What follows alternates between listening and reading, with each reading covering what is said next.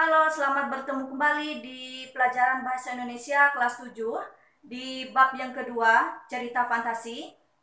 Di pertemuan kali ini kita akan mempelajari apa saja jenis dari cerita fantasi. Nah, kali ini Ibu akan menjelaskan apa saja jenis-jenis cerita fantasi. Cerita fantasi itu dibedakan menjadi dua jenis. Nah, jenis cerita fantasi yang pertama ini jika berdasarkan kesesuaiannya dalam kehidupan nyata itu dibagi menjadi dua, yaitu fantasi total dan fantasi irisan. Nah, kemudian kalau dia berdasarkan latar cerita, cerita fantasi ini dibedakan menjadi dua, yaitu latar lintas waktu dan latar waktu sejaman. Baik, Ibu jelaskan satu persatu. Jenis cerita fantasi yang pertama adalah jenis cerita fantasi yang berdasarkan kesesuaiannya dalam kehidupan nyata. Itu dibagi menjadi dua. Pertama, fantasi total. Fantasi total berarti fantasi atau cerita fantasi yang berisi daya hayal, imajinasi penulis atau pengarangnya terhadap objek tertentu. Nah, pada fantasi total biasanya ceritanya, objeknya atau tokohnya itu tidak terjadi di kehidupan nyata. Jadi murni dari daya hayal penulisnya. Jadi tidak terjadi di kehidupan nyata, baik itu nama, lokasi, tempatnya, bahkan peristiwanya tidak terjadi di kehidupan nyata. Jadi murni dari imajinasi penulisnya.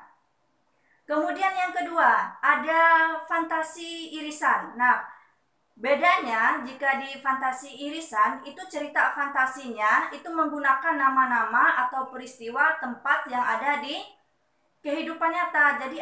Jadi fantasi irisan ini menggabungkan sesuatu yang terjadi, peristiwa, nama atau tempatnya, tetapi diimajinasikan oleh penulisnya dengan sangat kreatif. Jadi penggabungan antara fantasi dan hal yang terjadi di kehidupan nyata itu dia tulis dalam sebuah karya.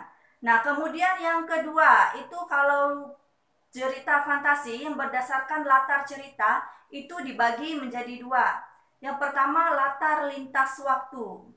Nah, kalau cerita fantasi yang menggunakan latar lintas waktu itu biasanya dia menggunakan dua latar waktu yang berbeda. Misalnya saat kamu menonton cerita Doraemon, nah dia menggunakan latar yang berbeda-beda. Kadang Doraemon dan Nobita ini bisa pergi ke tempat yang lain menggunakan mesin waktu. Nah, itu contohnya. Jadi ada masa kini atau masa sekarang, dia bisa pindah ke latar selanjutnya, apakah ke zaman purba atau ke zaman yang lain. Nah, yang kedua itu ada latar waktu sejaman. Latar waktu sejaman biasanya hanya menggunakan satu masa saja. Ya, misalnya menceritakan masa kini saja, berarti tidak ada perpindahan latar waktu yang lainnya. Nah, itu saja penjelasan dari Ibu. Silahkan sebagai bahan bacaannya lagi, silahkan kamu buka buku paketnya. Buku paket bahasa Indonesia di bab yang kedua, di situ ada materi jenis cerita fantasi.